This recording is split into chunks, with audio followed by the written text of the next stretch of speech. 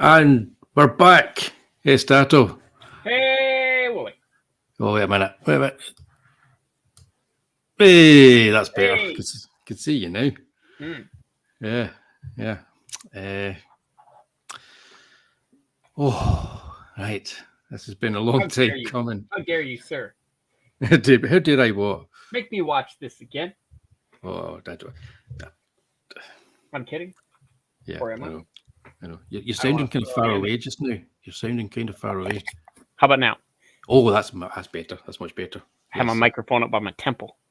Is that because you've been banging your head off the table? It's possible. It's like, after watching Over the Top. What was it? What was it you called Over the Top? A cut rate This is Cannon's Discount Roadhouse. discount Roadhouse. Yeah, that was good. I like that. Yeah. Oh, yeah. Discount Roadhouse. Yeah. We've done Which is kind of like Missing in Action. We've done Toby Hooper's Canon. We've covered Superman 4 from Canon. Did we do anything else from Canon? No, I don't think so. No. So this is our fourth kind of foray into the wonderful world of Canon. We haven't done any like interview Sam Chuck Norris Firstenberg, movies. of course. So that's very much Canon. But we haven't done any Chuck Norris movies, have we? Well, besides Missing in Action. No, we haven't. USA, none of the really terrible ones like Hero and the Terror or Hellbound or. That was difficult to stay awake through Hellbound. I have the universe. What was the one he made with El Gossett Jr.? Oh, Firewalker. Firewalker, yeah. Oh man. Oh, that's but we need to do that one. It's fun though. It's not a good movie, but it's at least a little fun. Yeah, it's interesting. Yeah, Wait, was the Alan Quartermain? Weren't those were Canon, weren't they? The King Solomon were. Oh yeah, I quite enjoyed the first one of those. I quite enjoyed it. I got it. Yeah, I need to get the Blu-rays. I wonder if it's in 4K. I don't know. The giant spider would look great in 4K. I was introducing Sharon Stone.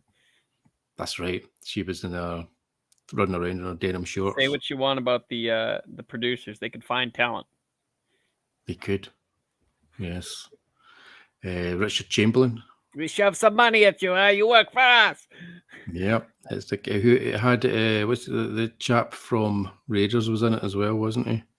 Yeah. John Rhys-Davies. That's him. Yep, he was in it too. Yeah. I don't remember who was in the second one. I want to say it was it's that one guy that kind of looks like he's known for a bad guy. He's got kind of a bigger kind of ghoul face. No idea. No idea.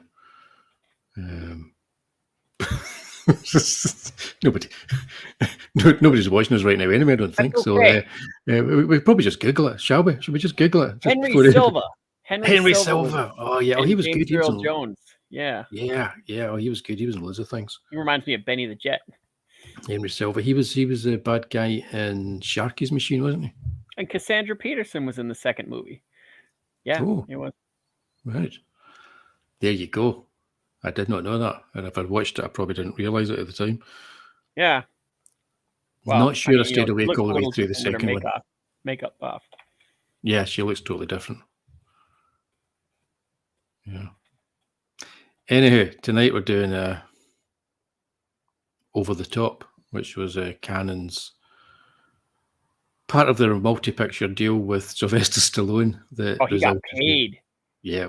Oh, yeah. He got millions for this. What was it? 12 million? Something he got for this? Yeah. Oh, yeah. Wow. That's this is not a long movie. This is like about a 97, 98 minute movie, right isn't it? In your wheelhouse. Yeah, so I like that. And when a movie is like this one, it's good that it's not much longer, to be honest. I don't know what else they could do. Yeah, but I'm going to break my 90-odd minute rule and say this could have benefited from being a longer movie. With the caveat that I had a different script, a different soundtrack. and perhaps plot. cast. Well, this is I don't remember who made No Holds Barred, but after Rocky in the late 80s, early 90s, there were a lot of these kind of like underdog sports movies. And this is no different. This felt a little more like No Holds Barred than Rocky.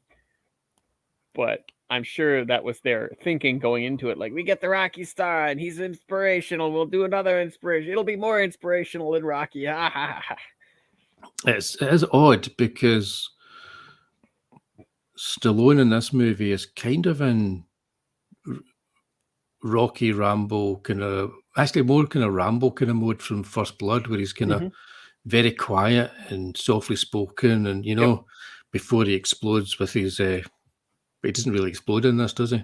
Well, there was lots of just do the arm wrestling. The last 10 minutes of the movie was it's like a Rambo montage, but it was the end of the movie. Or Rocky montage. It's a really weird movie. So I don't know. I should actually have had it open up. If you got a synopsis or anything, open up and there's no synopsis to this movie. I'm sure that there's many people out there who have not seen this classic film.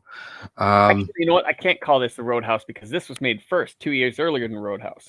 Oh, wow. Roadhouse is 89. This is 87. There you go. This really could have benefited from having Sam Elliott in it. Well, imagine he could have played the son. Yeah, well, imagine he played the grandfather. Oh, that would have been good.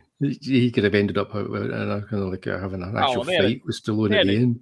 They had a decent actor playing the grandfather, and who was it? It was Robert Loggia. Yeah, Robert Loggia, who's a proper actor. But okay, so the story is having never seen or been with his son, he turns up. Sylvester Stallone turns up at his son's graduation at a military school. The mother is in hospital. Spoiler: she's just about to die. Really, isn't she? She's kind of like going to an operation. And she thinks it's a good idea to connect them together and have Stallone's character Hawk. What's his first name? Oh, yeah, Hawk. Yeah, Hawk. Lincoln Hawk. Yeah. Are we making a action movie? We don't know. It's got Stallone in there. It's like, so she thinks it's a good idea for him to drive the young boy to the hospital. It takes a few days to get there to see her. She's going to have an operation, and I don't know why she thought it was a good idea, because when they get to the hospital, halfway through the movie, she actually died on the operating table. Right. She didn't have a big part. Susan Blakely, the actress, I've got it up here. But I laughed out loud. There are moments in this movie that almost could be taken without changing the script from a Naked Gun or an airplane movie. Wow, it was like Rambo 2. Yeah, and the scene where she's talking to him over the phone and she's lying there in the hospital bed with makeup that looks like it's been done for a George Romero zombie or something. I just laughed out loud watching it. I was like, it just reminded me of a kind of sick humor you would have got in the first airplane movie. So much of this film is just not quite right for me. I think I said to you that. So the thing is, it's like the plot. Just to carry on with the plot, it's the granddad, Robert Loggia, who's rich. He wants to keep the father away from the son, so keep Stallone away from the boy and bring him up himself. And Stallone wants to teach the boy some kind of like home truths about life in the real world and kind of like his philosophy, which essentially comes from him being both a trucker and a very good arm wrestler. Yeah. So random. It's incredibly random. Trucker, and I'm a really good arm wrestler. It's like I think I said, I mentioned to you after I watched it again, it was a bit like you had an AI generator and you put together all the elements that would work in an 80s movie. So Kenny Loggins music, Giorgio Moroder soundtrack, Sylvester Stallone, Underdog, all this kind of stuff. Yeah. And it's almost like the AI generator didn't quite get it right with the finished thing. It was just slightly off. And that's what that's what the film feels like. It's, I don't know if there's a genuine heartfelt moment in the whole movie, is there? Do you think I so? don't know if it was a father-son movie where they thought it needed more action, or if it was like kind of a sports action movie where they felt needed like a father-son kind of heart situation. They had two scripts and they slammed them together. I think that's my thought. Yeah. I mean, Stallone's responsible for the script. Is that right? Yeah, the script was by Sterling Silliphant and Sylvester Stallone. Oh, wow. I didn't look at the writing credits. Yeah, and Stallone had final say on the edit as well. So the movie, it's one of the few canon movies that's actually directed by Menahem Golan, and they'd got I think Stallone that's on. probably where it went wrong. Well, I feel like Stallone made this movie like the way he wanted to make it. Like well, then again, at the time he wasn't. I don't know, because a fresh director. I mean, okay, he had a multi-picture deal, but he only ended up making this in Cobra. Yep. And I think, I don't know if he'd have done a much better job than Menahem Golan when you look at Cobra. Oh no, that's true. That's definitely true. But I mean, again, he was a newer director. It'd be interesting to see what he would have done with this, within the last 10 years when he made some of his better movies. Yeah. Either of them, for that matter. It's weird because this was a moment in his career where he just didn't. He was unable to get the tone correct in the movies that he was making. And this is the wildest kind of them all. Gotta say, I did enjoy it. I think it needed more arm wrestling. You think so? Yeah, it needed. I thought they were kind of like. It's not something you say about most films, but this one needed more arm wrestling. Those sequences were kind of slammed in there, where it was like he's in the diner, and the guy's like, "You Hawk." But that's I'm told I should beat you. That's what I think, though. It's like you don't get a sense of the culture of the arm wrestling culture. You don't get a sense that there's people that do it. There's a thing that you can make money at it. Until the very end, where it's almost like a big circus show at the end, and they're all doing these arm wrestling things. Well, I think in some way, I mean, because of like the popularity or rising popularity, like slap fights, this movie itself was a little ahead of its time. Because I think if it were made now, it might make a little more sense than back then. Given like the UFC like making a slap fight division and stuff like that, because it's gotten so popular. Yeah, I think that's a good point. I think you're right with that. But these two guys did great. They said, you know what, let's try it. What's the worst that could happen?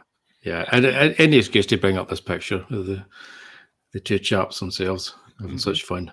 But yeah, it's an odd film. It's available to watch on Tubi if anybody hasn't seen it. It's so many bargain bin collections. It's cheap to get, but the print on Tubi is a good print, and so all you need if you're not in America is a VPN, and then you can watch it for free on Tubi. You'll thank Wullie later. It's a great site.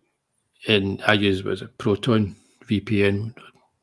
Don't pay me to say this, but what it does when I use it is it cuts out the adverts. Ooh. It's really weird. It just, for whatever reason, the advert begins to start and then it just goes straight to the next part of the scene. So it becomes like the greatest premium channel ever.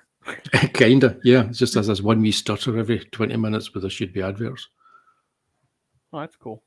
Yeah, that's quite cool. But yeah, so it was written. Yeah, so Stallone is responsible, really. He had final say on the final edit.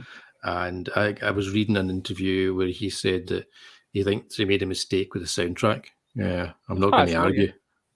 I'm not going to argue with that. It's like it's not the best. It's Giorgio Moroder as well, and so when I saw Giorgio Moroder's name, I thought, well, this is going to be good. And then you've got Kenny Loggins' music and everything, and it's Sammy Hagar, but every song sounds the same. This is sort of that weird time in his career where he's making these movies that I think they got sort of a cult following, and they didn't really have a place, not like Rocky or Rambo or something like that, but or something like a Lockup or Get Carter or those type of movies, because he seems to have like a weird ebb and flow to his career. Well, he'll have a low light or low time, and he'll make a bunch of like weird movies, don't quite take, and then he'll make an action movie. He'll be back on top for a few movies, doing pretty much no wrong, and then he'll have a couple of ones that don't do as well. He'll be back down making the weird movies. Yep. So That's at weird. least he gets variety. Yeah. You can I would say have that. liked this to be a slightly longer movie, and maybe more along the lines of something like the relationship you've got in a movie like Paper Moon. Where it's kind of, there's a cynicism there, and more of a kind of like an underclass underdog kind of feeling about it. I think it would have worked better. I don't even think it needed the grandfather in that. If it had just been him with his son. It's kind of weird motivation, wasn't it? Like, yeah, I'm all he's got. I'm the only he's the only family I got. I'm the only one he's got. You shouldn't screw with that. That's it. no, There wasn't no like he's gonna get the fortune. There's nothing. It was just like, I want my kid or my grandson to have stuff. Yeah, and another film I thought about was like Clint Eastwood one, Honky Tonk Man. They could have gone that route. They just needed the father and the son on a road trip together, heading to Vegas, for this arm wrestling, and then the bond as they get there. It kind of reminded me a little bit of that one movie that came out, about 10, 12 years ago, that Real Steel with Hugh Jackman. Yeah. Very similar. Got kind of that was based in the Twilight Zone. Yeah. Oh yeah, the Lee Marvin episode. Just called Steel, which was based on a book. Yeah. So we need to do a show on that. What's that? We need to do a show on that. Oh yeah. When I got to talk about the script again, because when I saw Sterling Silverfant, I thought, oh, this is going to be good, because he's one of these guys that you see his name in lots of movies over the years. In The Heat of the Night, I'm just checking, then he got an Oscar for In the Heat of the Night. And when it comes to big dumb movies, he's written some of the best big dumb movies. So the Poseidon Adventure, Shaft in Africa, fantastic fun. So yeah, I'm equally sort of like disappointed by the fact that it's not as good because he's involved with it as well. But there's this weird moment in this movie. It was explained later, but at the time, if you took it out of context, I'd forgotten most of this movie. So when I watched it again, I'm sitting there going, "What?" Because you have the scene where Hawk's in the he's bar and he's going to do the impromptu arm wrestling, and the main bad guy comes up and he goes, "That's your old man," or "Who's that?" Yeah. To the kid, and he goes, "That's my old man." He goes, "Too bad," and it's just like this big sweaty guy comes up to this kid, and you're thinking, is he hitting on him? What the heck is going on? And then you realize makes no later, sense. like, I'm gonna break his arm, basically, is what he's saying. Like, he ain't gonna get past me in the arm wrestling thing or something like that. But at the time, it looked like he was just like hitting on the kid or something. I didn't know what was going on. It was really weird, yeah, and also you that's what I mean about there's no sense of a culture around us, and if it worked on that, because the arm wrestling stuff could have been quite interesting. It's a shame we don't have Not My Monkeys here tonight, because he knows all about the arm wrestling stuff, and we probably have some interesting insights into this. But it always seemed tacked on. It always seemed like it could have been, you say, sort of slammed together all these different things. But yeah, he then takes his son and pretty much forces his son to arm wrestle against some kid in an arcade. For 2 out of 3, and they had to get the moral lesson in there. Yeah, but what was the moral lesson though? It was like keep on trying, keep like you're the one that's kind of getting in your own way, sort of thing. It was something, I don't know the actual quote, but it was something along the lines of, if you, like I was laughing thinking about it. It was something along the lines of like, it doesn't matter if you're a loser or if you're a loser, but you've got to learn how to lose like a winner. Yeah, I think these kind of speeches worked a lot better with Rocky. Well, they made sense when Rocky said that. Right. That doesn't even make sense. Well, I mean, yeah, even though even with the character, like had he worded it badly, it's like he's a little bit more of a relaxed character, so it would work out. But he always had a good speech when it came for Rocky. Yeah, because I think it was just the character itself didn't really have an incredible personality. He wasn't too much different than the character from Lock Up. At one point, he says to him when he is locked up, he says, "Son, you tell something. It's like the world meets nobody halfway." Yeah. What? I think he swung for the fences. I think this is another one of those movies that was like, do you remember Driven? It was his I do. movie. Yes, I'd actually forgotten it and driven it away out of my memory, but you've just reminded me. This one feels a little bit like that, where there was some philosophy involved, and it was like an out of the way sport, and it didn't quite gel with the audiences. It didn't quite make it. Ashton Jackal. Yeah, Ashton, thanks for joining us. So I think I'd lump this in with Driven as his like other sports movies he tried didn't quite work out, that weren't Rocky. Yeah, like Ashton, let us know what you think of Over the Top, because we've not been saying particularly good things about it. It's interesting that he always went for like some of these more out of the way sports things. Like you don't see him try a football movie or like basketball or even golf. But I mean, no, you think of any one that would fit more. You think a Longest Yard type movie, something like that, would have been perfect for him. Arm wrestling. He did. There's another one of those lovely, boxing. one of those lovely images of his. Yeah. It's also the fact that I don't know, because it's arm wrestling as well. There's no talk about technique, but he does this thing with his hand, and whenever he does it, he's going to win. Yeah. I think that's like the equivalent of like a boxer getting knocked down and like pounding the floor and then getting up, and you're like, oh, that guy's going to have it. Like now it's determination time. Oh well, Ashton didn't like it. Right. Yeah. I don't know an incredible amount of people. I mean, for me, it's one of those ones where it's like I didn't hate it. I found it fascinating more than anything. It's a really interesting time capsule of movies at that time, were distilled, and what's expected of a movie. It's an all right product of its time. Yeah, and I mean, there is cynicism there. I think the filmmakers are cynical with it. Something that belongs in like a collection of other all right. Like you always find it in a collection with like you get like Tango and Cash, this, something like Stop or My Mom Will Shoot, or I think Demolition Man's usually there. Those kind of movies that Demolition Man carries. I've got this in a double bill with Demolition Man. So Assassins is another one. Demolition Man's great though. No, that's the one they used to sell it. Yeah. No, I've got one. It's got the Blu-ray one's got Assassins. I want to say this, Demolition Man, Tango and Cash, and Cobra. And then I got another one that like takes Cobra out and switches over the top with like Assassins, I think. But it's definitely a Stallone collection material.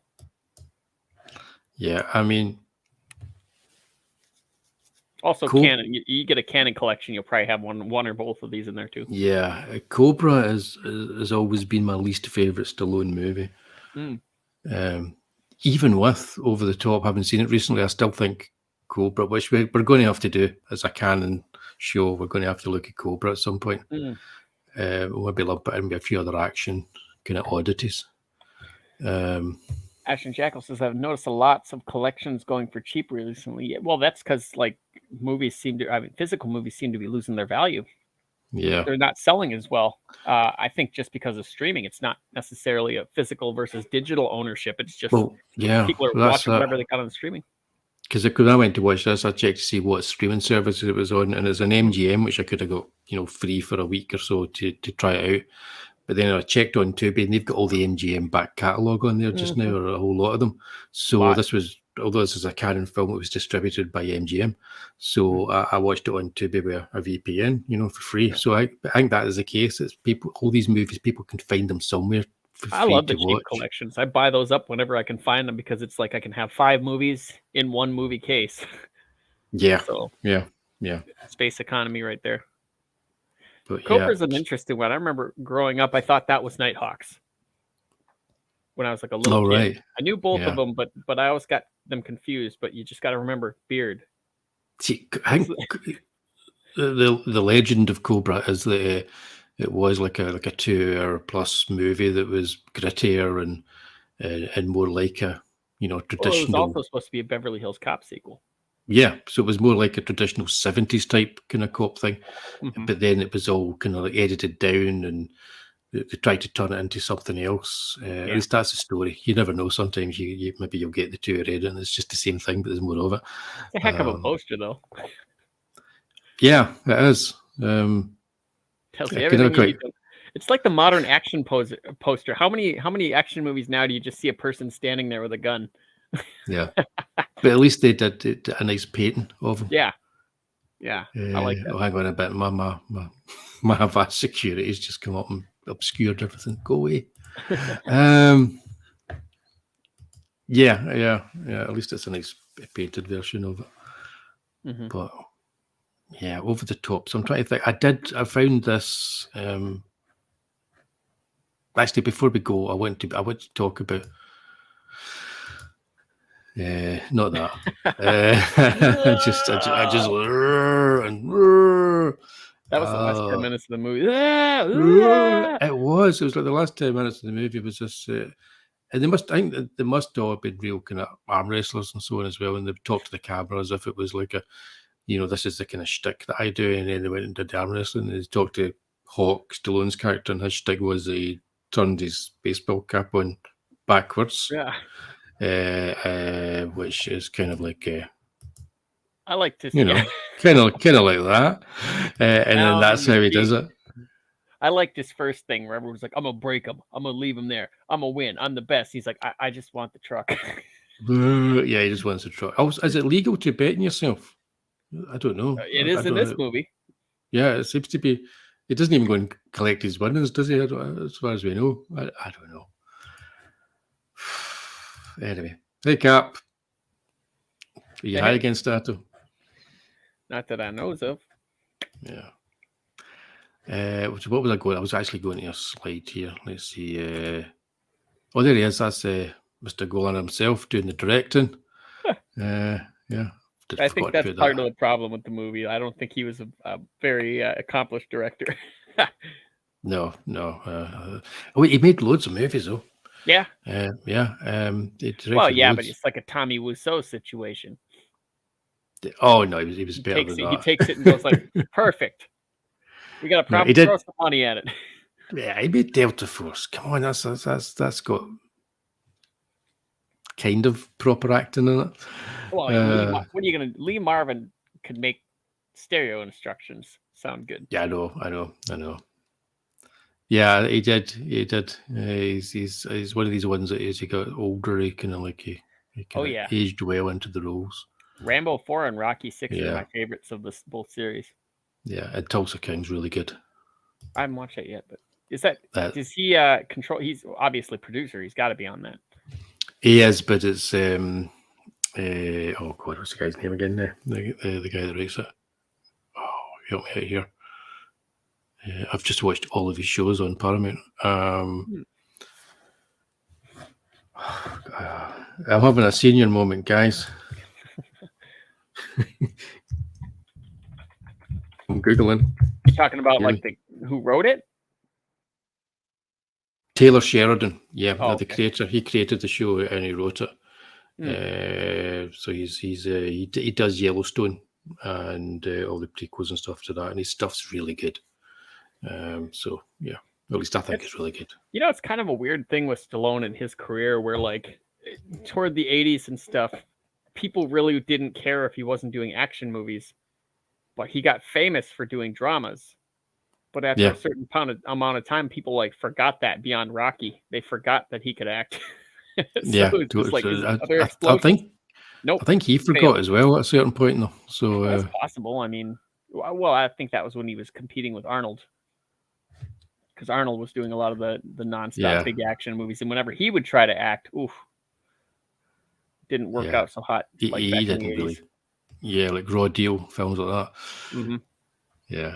But what I found interesting, he has this thing in his truck where he pulls it. You can see it there where he pulls down and strengthens his one arm. He should really have like one arm bigger than the other. Well, that's the poster. Yeah, and also the poster makes it look like a proper action movie. I don't know what the target audience is because it really is a kids movie. You know, it feels like a kids movie. Yeah, like one of those, like the one Stallone or not Stallone. Chuck Norris did quite a few of them, like into the mid '90s, like Sidekicks, and that one with the dog. Oh, that's cop right. movie Yeah, with the dog. I don't think I ever saw that one. Yeah, he did a bunch of those movies, like toward the end of his career there. Yeah, and also the fact that his truck is advertising Brute is amazing. I just think it's terrific. Was it smells like a man? Is a tagline, and you're like, don't buy that. No, it's like Brute. Yeah, it's like, well, yeah. Which man does it smell like? That's what you want to know. But yeah, another thing I wanted to bring up was, so there's the guy that he comes up to him in the bar, and he ends up wrestling in the bar. Scene that was like shoved in there. And rather strangely, everybody looks as if they could beat him. You know, I don't think it doesn't look to me as if he could beat, but then we don't know about technique because they don't tell us anything about the technique of the arm wrestling, which is a missed opportunity completely. But he gets his son to drive a truck. So his parenting skills are somewhat questionable. That was like the heartfelt moment. They were building bonds. Wullie, come on, just do it, son. You can do it. You drive this 18-wheeler, and then in much the same way as you can arm wrestle this kid that's twice your size, you know, and beat him. But yeah, it just is. Lots of Kenny Loggins at that point as well.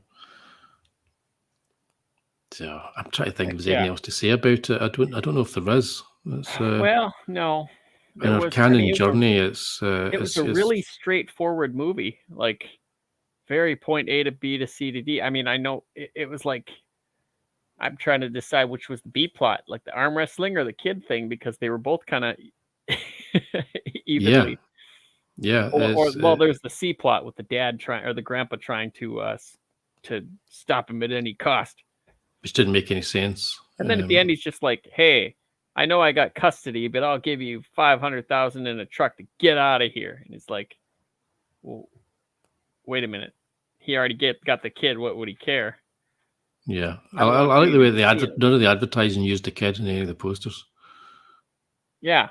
You know, it was either the poster where they're both, him and the guy that he fights at the end are both facing each other, you know, with their hands locked together, or it's this one here that we see where they're desperately trying to sell it as a Stallone action movie.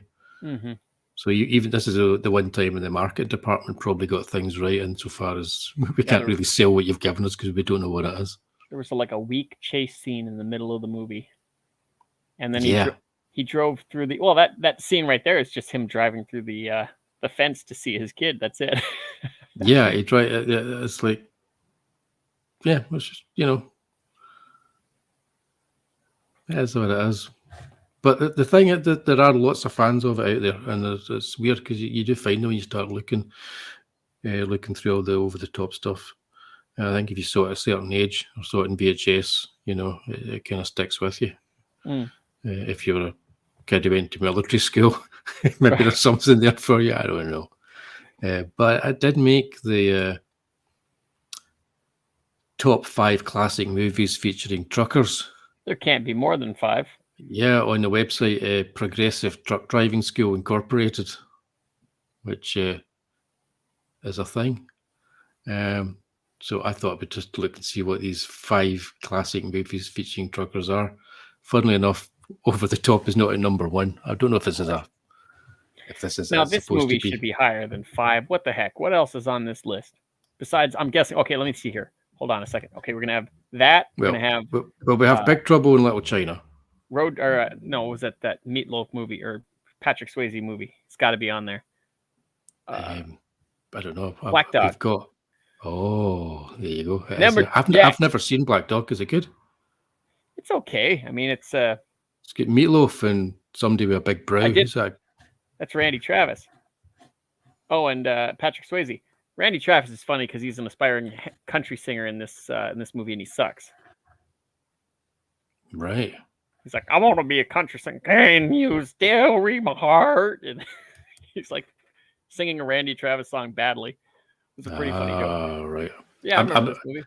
I'm going to see the chat. For some reason, StreamYards is not letting me bring any of them up, so I'm just going to hand any chat over to you, Statto, for the rest of the show.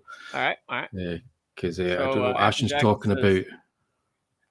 He's still doing great roles. He says, "Hear me out, over the top, by docking instead of arm wrestling." And then update for modern audiences. I see where he's going. But yeah, I think you could take over the top with arm wrestling and make it work as like a TV series or something. But you'd have to grit it up. There's a new guy to arm wrestle. No. What you do is it would be like you'd have like say 6 or 8 parts, and it would be leading up to the final episode, which is the Las Vegas tournament. And you could you could interweave the idea of the grandfather and all that kind of stuff, because you could have episodes that concentrated on particular characters. I think it could work. Yeah, it's not a bad idea. It's just badly executed. Anyway, that's what I believe. So we've got Big Trouble in Little China. We got Black Dog. This will be on there. What is this one? White Line Fever. I don't know that one. I don't know that one either, and I'm kicking myself because it's a 1975 action film with Jan Michael Vincent. Interesting. That sounds like right up your alley. I know. They borrowed money to buy a truck after returning from a stint in the Air Force. He's hoping to make enough money hauling produce to marry Jerry Kane, as you do, and set up housekeeping. In the world of White Line Fever, he discovers that his long-haul business is run by racketeers and decides to fight the corrupt forces that control the trucking business. That's so up my alley. I've got to find that movie and watch it. I don't know how. I've never seen that. Smokey and the Bandit. I guess it's true. That is a trucker movie. Yeah, I suppose. Smokey and the Bandit 2 is Trans Am movie. Smokey and the Bandit 2 is a trucker movie. I think they've made a mistake there. Because they've got a truck and an elephant in it. He's still like first the one guy's got a truck and then he's like distracting the cops and stuff. I suppose. Yeah. Yeah. Oh, there it is. It's in at number 5. 5. So there you go. So they've managed to find 5. And over the top. They could have done the top 10 and put the rest of the Smokey and the Bandit sequels in there. They could have done. Well, but yeah, I found out that there's a movie called White Line Fever, which I have to see now. It sounds a lot like a drug movie. Yeah, and I've also seen that there's a website called Progressive Truck Driving School. Go figure. Learned a lot of stuff today. A lot of stuff. Amazing. Right. So that's over the top. Is there anything you think we missed out in our revisit to this classic canon movie? Oh no, I think we were pretty thorough in this one. Like I said, it's pretty much A to B to C to D. It's a perfect example of how canon just threw money at things. Mm-hmm. And how long do they last? How long do Canon Pictures last? Oh, let's have a look. Canon Pictures. I know they got like bought and acquired and stuff like that. Not god dang it, not Canon Pictures of Cannons. Founded in 1967, so that would be for film production. Defunct 1994. Oh wow. Yep. Ceased operations and folded into MGM. That's not quite 30 years, I suppose, as it goes. You know, like for the amount of money they threw at things. I'm surprised. 79 until 85 is the Golan Globus era. Yeah. So that's where, yeah, that's where the golden years. But this was 87, so the golden years were past. I don't think the Globus area could have existed any other time but the 80s. Yeah, so from 86 through to 89, that's where we got Life Force and Masters of the Universe and in this film. Yeah. Unfortunately, we never got the canon version of Spider-Man. To this day, Joseph Zito directed Spider-Man on a budget of a Chuck Norris movie. I would have loved it.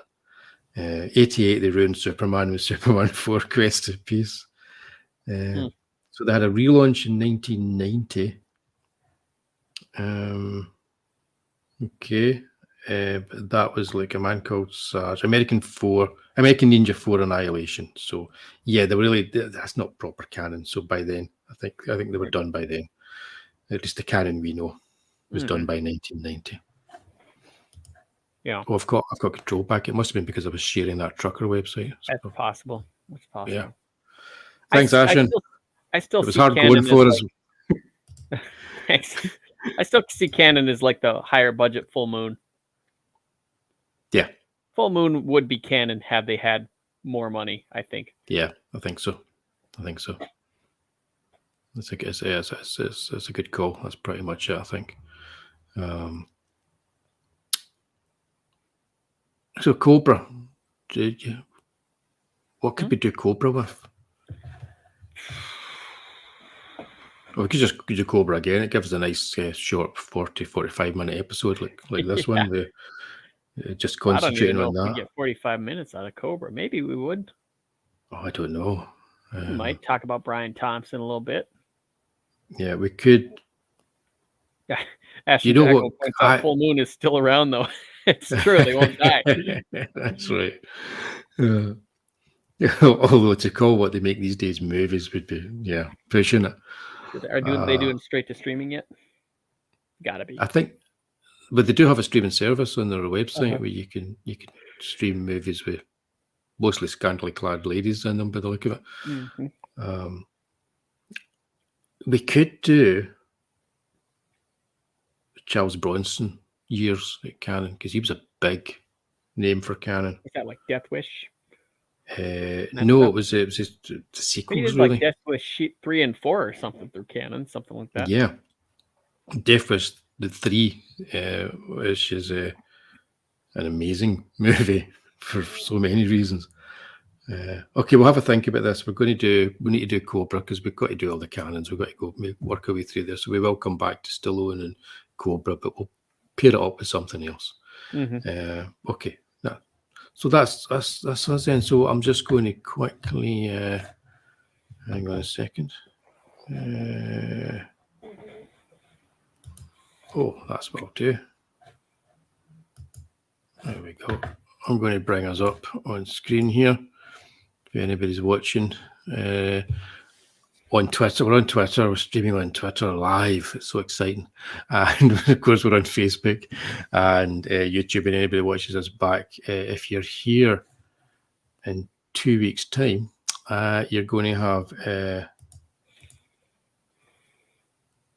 this to have a look at, which I'm looking forward to. Lucifer Storm got in touch and said, I've just seen Tales of Witness Madness. It's amazing. We need to do a show about it. So we are. And we're also at the first part of the show. We're going to be doing a Video Nasty special. And if Statto's around after he's survived our Video Nasties, he'll join us for the show if you're about. But failing that, I think Lucifer's really excited about the fact that he's discovered Tales of Witness Madness. A film that I really like as well, but gets a bad rap with critics. They don't seem to like it. And then we'll be back after that to do a watch along for Bride of the Monster.